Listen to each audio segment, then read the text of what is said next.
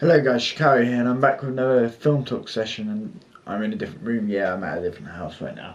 Um, in this one, I'm going to be talking about the Man of Steel 2 stroke Batman vs Superman stroke whatever else it's called because we don't know yet. Controversy, all these controversies that are surrounding with casting choices, character choices, all of that. Because obviously over the past week, especially when I'm recording this, some news has just come out, and then there's been Lex Luthor has been cast and all of that. And I kind of missed the whole Ben Affleck cast as Batman craze and what my thoughts are on it. So I'm going to kick it off with the Ben Affleck. It received when it was announced, it received a lot of criticism. And I don't really get why, because I think that he's a perfectly solid actor. I mean, yeah, when you think, oh, who can play Batman, and they have the shoes of Christian Bale to fill, you kind of don't. Ben Affleck's not someone who springs to mind. But then when Ben Affleck was suggested, I actually thought, you know what, he's got a. I think that he could do a good job, because if anyone remembers Daredevil, yes, the film was awful. Okay, the Daredevil film was awful, but I thought they actually did quite a good job as Daredevil. That's just my opinion. Some people might disagree, but I'm actually interested to see how it turns out. I'm not one of those people which go, oh my god, no, not Ben Affleck. Nor am I incredibly excited for it. I'm just kind of interested to see how it will turn out. Interested to see what's going to happen, how it all veils and all of that. Because honestly, when it was announced that Zack Snyder was directing Man of Steel 1, I was kind of like, really, Zack Snyder? 300. The only time he makes good films is when the source material is already written for him, and then he completely copies the source material, aka Watchmen. I think I don't like him, really. I think he did a great job with Man of Steel, which I'm glad about, because I'm always happy when a director manages to surprise me, and it was. The best bits of Man of Steel were actually the bits which Snyder came up with, and not Nolan, which I was surprised about, because I think Nolan is great, but his bits of Man of Steel weren't as good as Snyder's. So yeah, that I don't really get why everyone was kicking up a fuss, because Ben Affleck's a perfectly solid actor. And when I heard about Zack Snyder directing Man of Steel 1, I wasn't sure, but I was open to the idea because I wanted him to do well.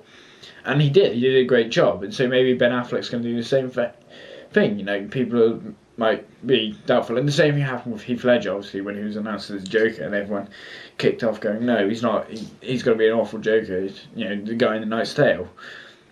And then he came on and became the Joker.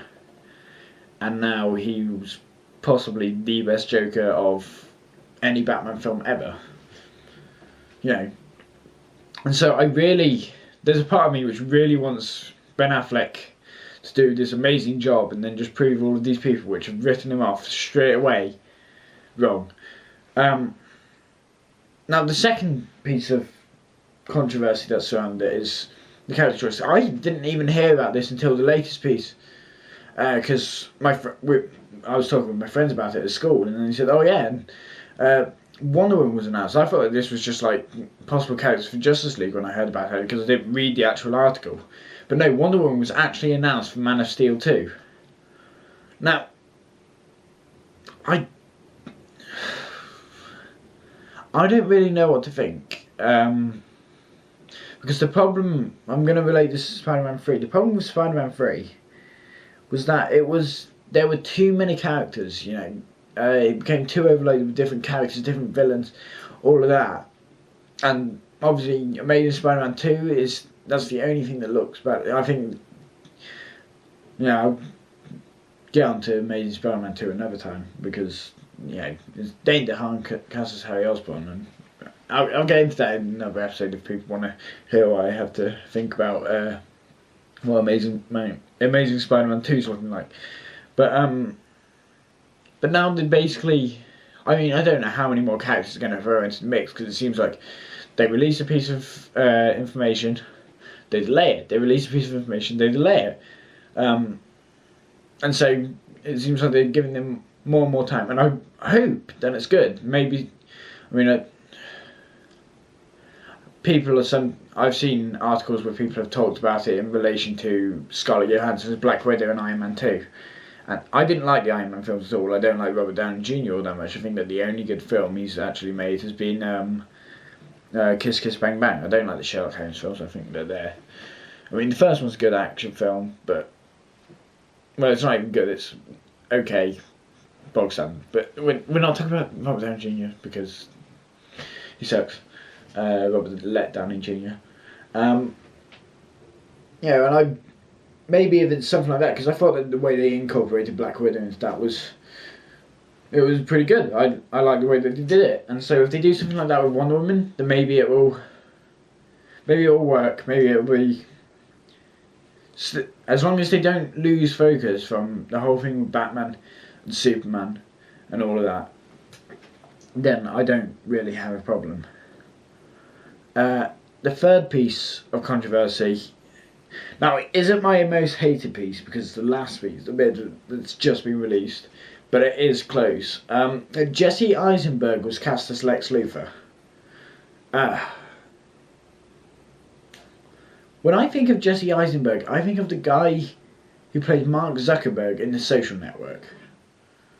I don't see him as Lex Luthor on any level, and so when I heard about that, there really wasn't. I just kind of went, what? Because I saw it on Facebook. Jesse Eisenberg announced as Lex Luthor, and I just went, I'm sorry, what? You're allowed, and I think that when you make a film, you should have a limited amount of curveballs. But Snyder and Nolan just seem to be throwing them in every time they release a new bit of information. And Jesse Eisenberg, I don't have any problem with him as an actor, but I don't see him as Lex Luthor. There were plenty of other good choices. I know Bryan Cranston read it off because everyone was suggesting him simply because he had a bald head in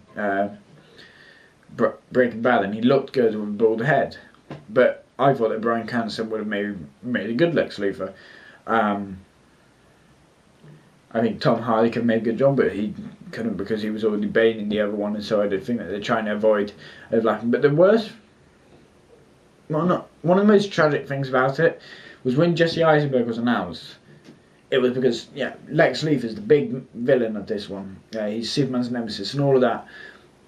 And at the same time, Jeremy Irons was announced for Alfred, and I thought that this news was horribly overlooked because Jeremy Irons as Alfred, I honestly can't think of a better choice right now. Obviously, Michael Caine has already done it, but I think that is a really, really great casting decision. And so, that's good. But Jesse Eisenberg, come on, really? And my most hated bit of information was a few days after that, literally released last night. I'm recording this on the Friday before I release it, I think it'll be. I don't know.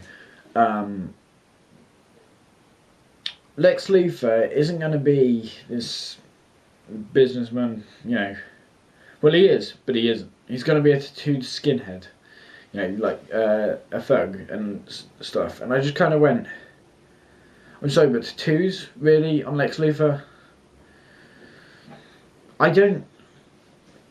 When I heard that it was going to be Batman and Superman in a film together, I was really, really excited for it. And then they added Ben Affleck, and I was fine with it. I don't know, a lot of people kind of started to lose interest. And then it was Wonder Woman, and I was slightly cautious, but as long as they weren't going to throw any more. And then Jesse Eisenberg, and then Lex Luthor being a tattooed skinhead. I'm sorry, but you only get a limited amount of curveballs, and you're just throwing them at every available opportunity. Hey, you want some new information? Here, curveball. And I don't get why they're doing this, because they could make a really great film if they followed a similar formula to Man of Steel. And I hope that it's good. I really, really hope that it's good. And all of these curveballs and everything and the bizarre casting choices pay off. I really do, because I really want to like it. But something tells me each time they release new information, there's a little part inside of me which becomes less and less interested. And I just hope that by the time it's finally released, I won't be so uninterested that I'm not going to bother going and see it. Anyway, that was another episode of Film Talks. Slightly different, not talking about any film, well, talking about a film in particular, but more the wider context of a film. Like I very enjoyed. Let me know what you think about all these different controversies which are being thrown at us with Man of Steel 2 or Batman v Superman or whatever it's going to be called. That's the other thing. They might give it a really bad name and then everyone just goes, so what? So let me know what you think and let me know what you would like me to discuss in the future. Bye.